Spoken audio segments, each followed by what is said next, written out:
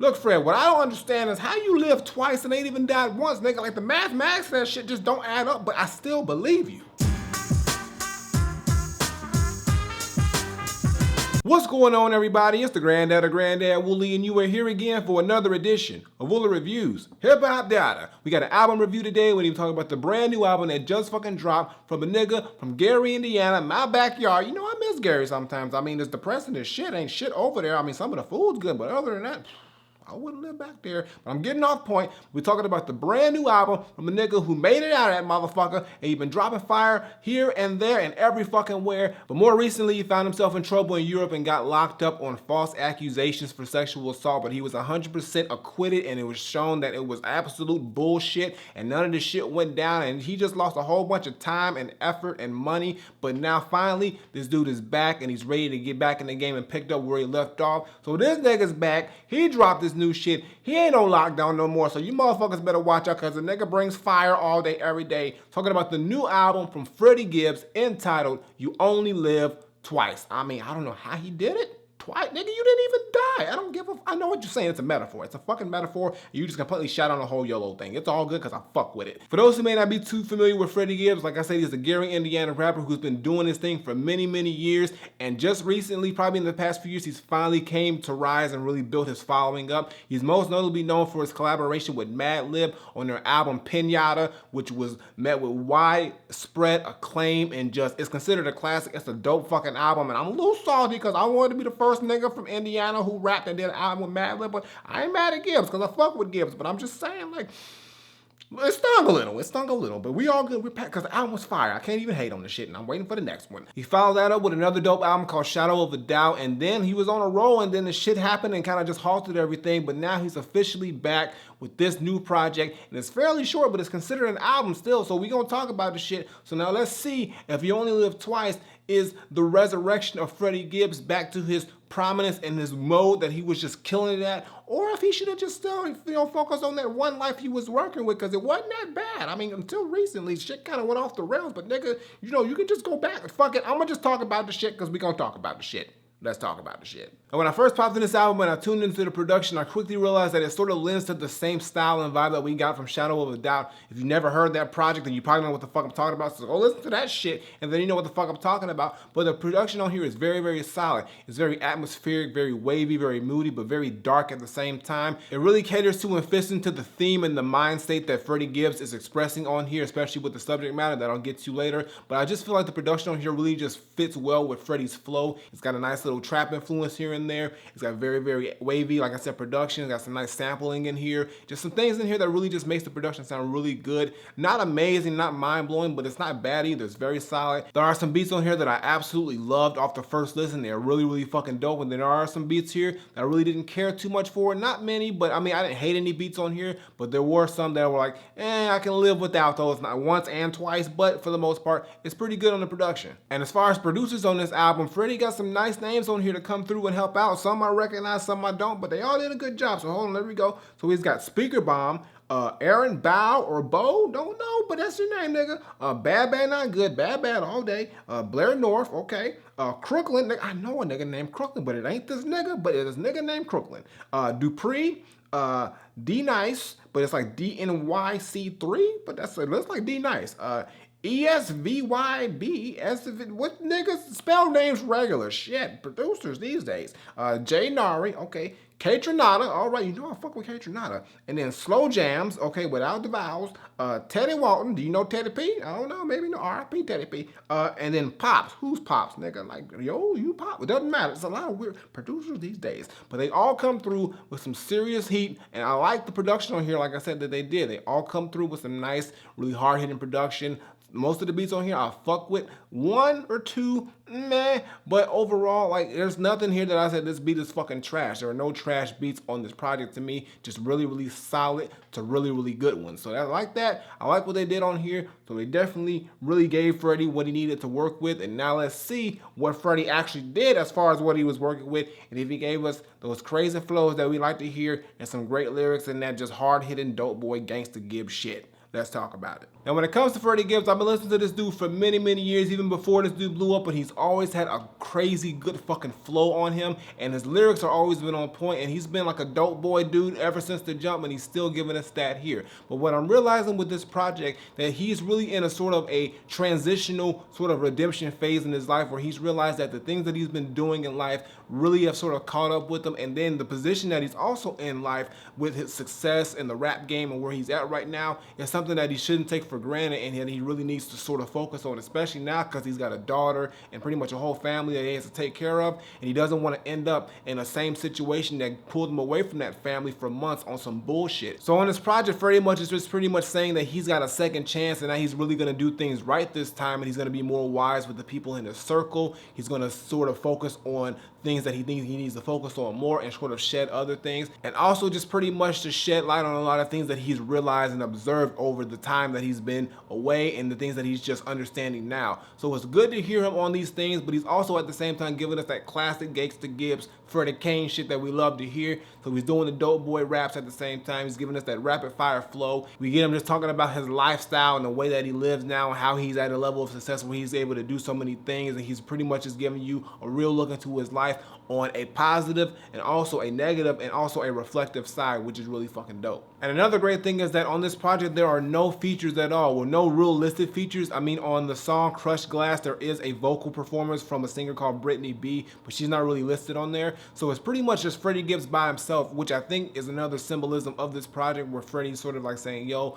I'm back, I'm sort of just getting back into the fold, and he's really just, you know, doing it on his own. And the thing about this project is this is no pinata, this is no shadow of a doubt. It's not really a album upon those types of albums, because one, it's hella short. It's only 8 songs long in total, about a half hour, and it's sort of like a transitional album to really get Freddie back into the game, back into his mojo and his groove of rapping, and get him back to where he left off from before all this shit happened.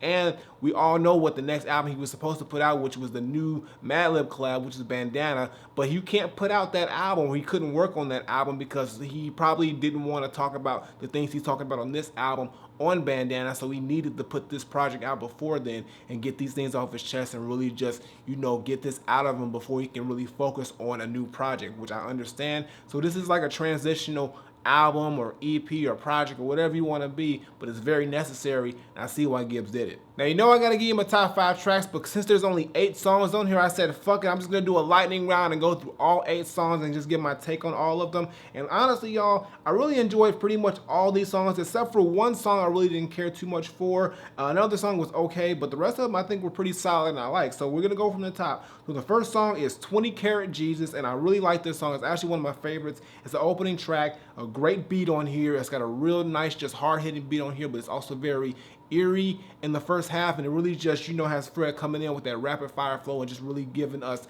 that classic Freddie Kane vibe and mentality. And he just starts off really just dope and hungry, and he just sounds like he's really back at it, which is dope. I also really like the second half of this song. There's the beat switch up, and it really sounds more gospel or more like, I guess, you know, heavenly in a way, but it still has this hard-hitting drums on here, and Gibbs is just going in on it. And the cool part about it is at the end of it, they got Slink Johnson playing Black Jesus on the end with some vocals and whatnot, so he's really got Black Jesus on here, so it fits in with the whole Jesus and resurrection thing, and it's just sort of like a song to set the tone. And another dope thing about the first half of the song, I like how he starts off his verses where he says, I kick it like Solange did in the elevator, or I kick it like Dennis Rodman did the cameraman. He just used these cool metaphors of how, you know, these motherfuckers was kicking shit, so that's what it was. But it's a dope song, a dope intro. I really like it, one of my favorite songs, so definitely check it out. It's the first song, so you got to, but yo, I love the way that it sets off the tone for the project. After that comes the song Alexis, and I really like this song too. I like the beat on here. It's actually done by Kaytranada and Bad Bad Not Good, which has me so, once you get them two motherfuckers together on a beat,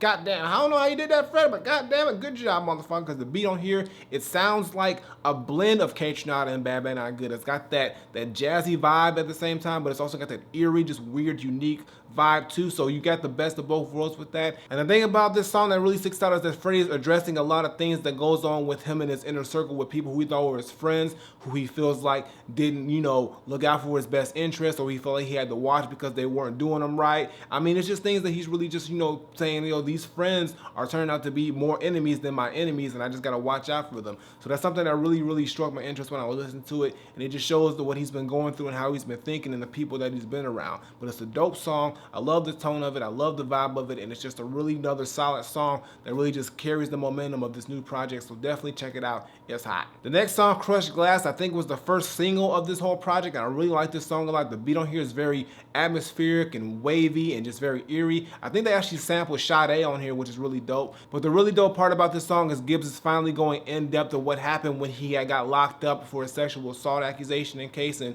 everything that went on when he was there, how he felt, you know, the things that were going on. So we really get a real detailed glimpse of that in this song, which is really cool. Sort of opens up the whole book. So you get that in the first and in the second verse, which is really nice. I love the vibe of this song. It's got the vocals from Brittany B, like I said, and it's just a really dope song, and it really just puts more light onto the situation and where Gibbs was at when this whole fiasco was going on. So definitely check it out if you haven't heard it. It's the single, but if you ain't heard that shit yet, it's the dope one of the strongest tracks on the album. The next song is Dear Maria, and this is a cool song. I didn't love it, didn't hate it. The beat was very solid though. Nice trap influence on the beat, some eerie vibes in the background with the vocals. But for the most part, it's a solid song. Gibbs is pretty much talking about a girl named Maria. I don't know if this is a metaphor for him in the drug game, or if it was an actual girl named Maria who had feelings for him, but he didn't have feelings for her, so he was just kind of running game on her for the most part. And I heard he said he was smashing her sister too. Like, I mean, shit, but fuck. Nigga, Gibbs, okay, that's what you, hey, it's what you do, goddammit. But it's a solid song, like I said. Didn't blow my mind, but Gibbs had a nice flow on here. I will give him that. And it's just, you know, a song that I think is really cool, but I think there's other songs in here that are way better than this one, but for the most part, it's decent. The next song, Amnesia, is a song that I won't forget because this shit is fucking fire. This is probably one of the most hype songs on here. I love the vibe. The beat on here is fucking dope. Automatically gets you bouncing. It's got this really just eerie, just like vibe to it. But the beat on here, the fucking drums, it gets you fucking hype. And I love just Gibbs' flow on here. It's just so fucking on point. And I love what he's doing on here. He's pretty much saying, yo, I got amnesia, like, you know, a whole bunch of things. Like, I got so much money. I smashed 4 girls at the 4 seasons, but, you know, I'm so rich. I got amnesia. I don't remember you. He's also addressing other rappers saying like, yo, like I buy all my shit and y'all lease y'all jewelry and y'all cars and shit. You know, I'm official with my shit. So, you know, y'all must got amnesia thinking that y'all like buy this shit because you must be forgetting that your shit ain't real or you ain't doing this thing in real time like I'm doing it. And the same thing is like, you know, if like, you know, this girl asks like, yo, who's this girl on the phone? He's like, I don't even know whose phone that is. I got amnesia. I don't remember shit. So basically, Freddie Gibbs needs some help with his amnesia problems because he got a lot of amnesia, but it's selective amnesia. So, I mean, hey, shit. I mean, it works out for him well. But it's a dope song. Probably one of my favorite songs on here from just an energy standpoint. It's just that it's that song that sort of like wakes up the project, and it's actually midway through, so it's smack in the middle of it. So you get these real just like gloomy, like sort of like low key tracks, and then this one just hits you out of nowhere with a whole bunch of energy and vibes. So that's what I love about it. So definitely check it out. One of my favorites on here. Fuck with this song. I won't forget this shit. My amnesia ain't kicking in when this shit comes up because I'm gonna know exactly what the fuck this is. That fire. The next song is Andrea, and this sort of gives me that Dear Maria vibe. It's another solid song on here, pretty much in the same vein. But the cool thing about this song is that, you know, Freddie is playing with a more even rapid fire flow. Like, he's just like ups the speed of his shit on here, which is really dope. And I also like they got the excerpt of Big Time Watts, his uncle, on there, who I guess recently just passed away. But they got a voicemail from him, I guess, that he was getting sent to him when he was in jail. So that's dope to hear him on there. It's always good to hear Big Time Watts on a project. It's sad we're probably not gonna ever hear Big Time Watts again on a project, because that's, you know, he's synonymous with Freddie Gibbs projects and, you know, and Freddie Gibbs in general. So that's sad to hear. But also there's also another excerpt that leads into the next song, which is kind of cool, where Freddie's voice is sort of like screwed up and whatnot. So it's a decent song. It's got some key points in here that I really did enjoy, but overall it's still a song that I thought which is solid for the most part. But it's okay, not great, but not terrible at all. Just another solid joint from Gibbs. The next song is Phone Lit, and this probably is my least favorite song on the entire project. I just really couldn't vibe with this song too much. The beat on here is cool for the most part, and you know, Freddie's flow on here is cool for the most part, but it just didn't do much for me. And also, Freddie's vocals on this particular song seem to be a little bit lower, like the beat seems to overpower his vocals, so it's kind of hard for me to make out off top what he was saying, so I really had to focus a lot to really understand what he was talking about and what he was saying. But he's pretty much saying saying that his phone's lit and, you know, just a lot of activity is happening on the phone. Some good, some bad, but, you know, it's activity. His phone is on fire right now. So it's a decent song for what it is, I guess, but I just couldn't fuck with it. I can see some people do liking this song, but for me, as far as the other songs on this album is concerned, I find that this is probably the weakest one out of the bunch. And one out of 8 ain't bad. I mean, some of them are solid, but this is the one that I think I would have left off for the most part. But it's a cool song for what it is. I just wish I would have been able to hear Gibbs a little bit better, and that, you know, it just would have did a little bit something extra for me. But check it out, and you may enjoy it more than me. And the last song is Homesick, and this is the one that closes out the album, and I really enjoyed this one because, like, this is pretty much Freddie Gibbs just illustrating what went down after he got home from jail, and just pretty much, you know, how he's talking about a particular homie of his or a nigga of his that he just did not see when he got back. I guess that was involved with the situation. But what's really cool is that at the end, we got Gibbs just pretty much just talking to us, and he's just telling us, like, you know, what was going on in jail, where his mind was at, but also him just saying, like, yo, you know, I'm back, and, you know, this is pretty much going to be a new life for me. This is my second chance. I'm really going to take advantage of it.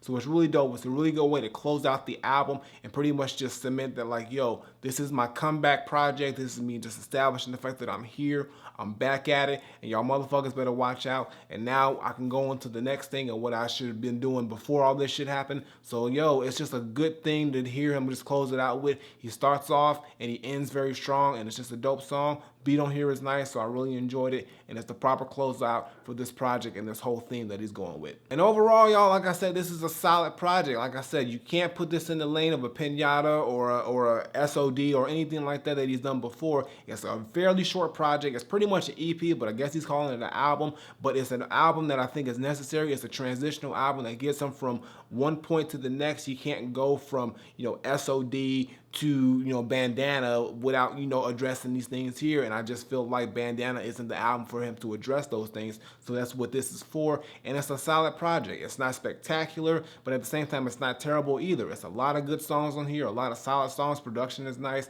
Like I said, the one song on here I didn't like wasn't terrible. It just didn't do much for me. But for the most part, Gibbs came through with a solid set of songs, a great flow. He hasn't lost a step with his flow, and the production on here is solid, and he's really just telling us what we wanted to know and what has been going on with them and just his view on the whole situation. So he gave us that plus more on some solid beats. Not amazing, not spectacular, not groundbreaking, but very, very necessary and very, very good to hear. So my final verdict, I'm not saying that Freddie Gibbs, You Only Live Twice is an overall very solid project that was very necessary for Gibbs' transition into the next project that we have to hear, and we're going to know what's coming up next. I'm hoping it's Bandana, goddammit. All I'm saying is that beats on here is solid. He's got some great producers on here.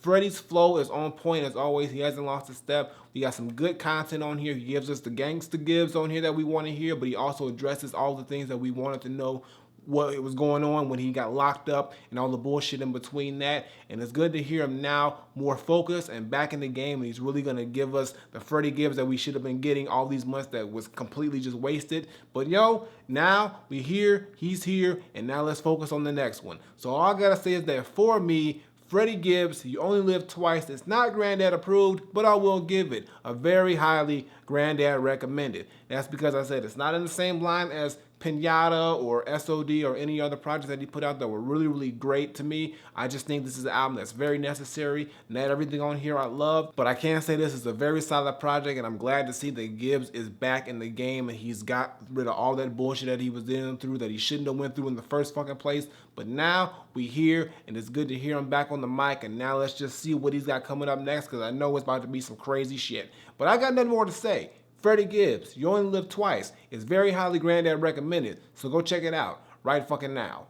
Flip it. All right, y'all, that's going to do it for today's video. Make sure you give me a thumbs up and drop a comment. Tell me what you think of Freddie Gibbs, You Only Live Twice. If you heard it. If you have not heard it, like I said, for an 8-song project, it's very solid. Nothing like Pinata. Don't even expect that shit, but it's a very necessary project, and he gives us what we want to know, and he's flowing his ass off, and he's doing it all on his own, so it's really dope to hear, and I can't wait to hear what he's got next, because I know it's going to be crazy. Previous videos on the sides was my latest single. Check that out. Show us some love, and as always, Twitter, Facebook, SoundCloud, Instagram. Links in the description below, and subscribe. Button on the screen, button below, Woolly Reviews, twice a week, as well as the gaming channel, CDK Studies. Check all that shit out, and hit the notification so you can know when I drop new shit, and I got nothing more to say. So until next time I take my leave, Granddaughter, Freddie Gibbs, You Only Live Twice, Nigga, make the second life count, because I don't think you can get a third one. I mean, if you do, nigga, that's like Goku levels, nigga, from DBZ shit. I don't even...